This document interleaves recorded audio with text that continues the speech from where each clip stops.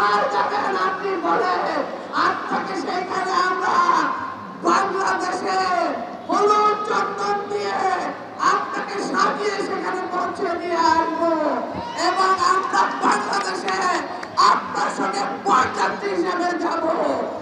আর কয়েকটা দিন অপেক্ষা করেন, আমরা মহিলা দল আপনাদের সঙ্গে আছি। আমরা আপনাদের পাশে থেকে মশাল দিয়ে ওকে বুঝে দিতে হবে ওই গণভবন কারু বাবার নয়, ওই গণভবন বাংলাদেশের সম্পত্তি, জনগণের সম্পত্তি, জনগণের হাতে তুলে দিতে হবে। প্রিয় ভাই বোনেরা, আমার এই বয়সে আমি এরকম বাংলাদেশের ইতিহাসে দেখে নাই। দিন দিন বেড়ে যায় ডাইলের দাম, চাউলের দাম, তেলের দাম, জিনিসপত্রের দাম। এই দেশের সাধারণ মানুষ কি করে রক্ষা পাবে? আমরা চাই অবৈধ সরকারের পদত্যাগ হোক।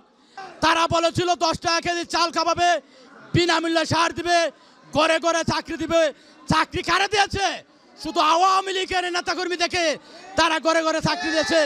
বিএনপি লোক আর কোনো দলের লোক তারা চোখে দেখে নাই। 10 টাকা কেজি চাউলের কথা তারা মিথ্যা কথা বলেছে। অবৈধ সরকারের পদত্যাগ চাই।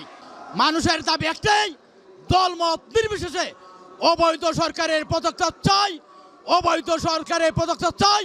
বেগম খালেদা জিয়ার সরকার আবার বাংলার জনগণ দেখতে চায়।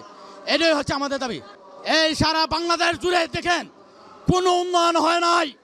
তারা মিথ্যা কথা বলে সারা দেশ জুড়ে উন্নয়ন হয়েছে। উন্নয়ন যদি হতো, আমরা উন্নয়ন থেকে কেন বঞ্চিত হই? দান আমাদের সুনামগঞ্জের দিকে, সিলেটের দিকে একটি রাস্তাঘাট নাই। রাস্তাঘাটের কারণে মানুষ চলাফেরা করতে পারে না। আজকে আপনারা দেখেন প্রিয় সাংবাদিক ভাইরা, তারেক রহমান সাহেব জনপ্রিয় নেতা দেখে তারা তারেক রহমানকে এই ফখরুদ্দিন মঈনুদ্দিনের সরকারের আমলে টর্চারিং করে, তারা নির্যাতন করে লন্ডন পাঠিয়েছে। লন্ডন থেকে আমাদের নেতা নেতৃত্ব দিয়েছে 18 কোটি মানুষের মাঝে। সবচেয়ে জনপ্রিয় নেতা হচ্ছে আমাদের প্রিয় নেতা তারেক রহমান, আগামী দিনের রাষ্ট্রনায়ক, যে নেতা দেশ চালাবে আগামী দিনে। হ্যাঁ, খালেদা জিয়ার মুক্তি আমরা চাই। অবশ্যই আমাদের নেত্রীকে মুক্তি দিতে হবে। মুক্তি না দিলে আমরা সারা দেশ জুড়ে কঠোর আন্দোলন চালিয়ে যাবো ইনশাল্লাহ।